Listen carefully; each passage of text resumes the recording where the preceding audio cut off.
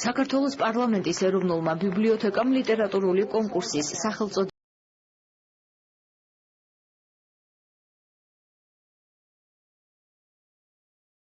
საკუთარი პროზაული და ლირიკული ნაწარმოებები წარადგინეს. მწერლებისა და პოეტებისგან დაკომპლექტებულმა ჟიურიმ საუკეთესო ნაშრომების ავტორები გამოავლინა. კონკურსის შედეგად 2 ნომინაციაში 6 გამარჯვებული დასახელდა. დღესვე გაიმართა წიგნის წარდგინება, რომელშიც მშავდებულთა 100 საუკეთესო ნაწარმოები შევიდა.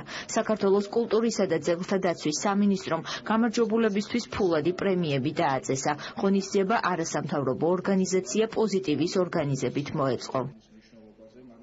ზოგადად ეს კონკურსიც და შემდეგ უკვე თქვა აი ამ ნაწარმოებების ბეჭდური სახით გამოცემა ცხადი არის უდიდესი წახალისება იმ ადამიანებისთვის, რომლებიც ერთი შეხედვით სხვა გარემოში ცხოვრობენ ჩვენგან განსხვავებით და შესაბამისად სწორედ ამგვარი სტიმულები ჭირდებათ.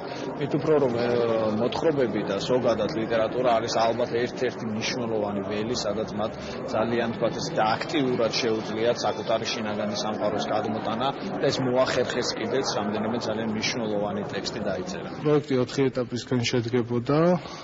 4 ეტაპმა წარმატებით, ესე რომ ვთქვათ, ჩაიარა. ჩვენი პარტნიორები ან მხარდამჭერები იყვნენ თვითონ საჯარო ახსოვების დეპარტამენტი, პარლამენტის ეროვნული ბიბლიოთეკა, მათ შორის კულტურის სამინისტროს დაფინანსებით მოხდა ეს პროექტი და ანუ ჩვენ 3 ნოემბერს ჰქონდა თვითონ ნომერ 17 საპატიმრო დაწესებულებაში დაჯილდოების ცერემონიალი, სადაც გამოვლინდა 6 გამარჯვებული, მათ შორის 3 იყო პროზის მიმართულებით და 3 ლირიკის, ხოლო დღეს გვაქვს ამ პატიმრების ნაშრომების წიგნის პრეზენტაცია. კულტურის სამინისტრომ წელს პირველად მიიღო მონაწილეობა ამ სოციალურ შემეცნებით პროექტში, რომლის მიზანი იყო ახალი სახეები და ახალი სახელები გამოევლინა მსჯავრდებულთა შორის. და ეს ყოველი კონკურსი ალბათ ემსახურება იმას, რომ მოტივაცია გაზარდოს შემოქმედებითი მოღვაწეობის გასაგრძელებლად.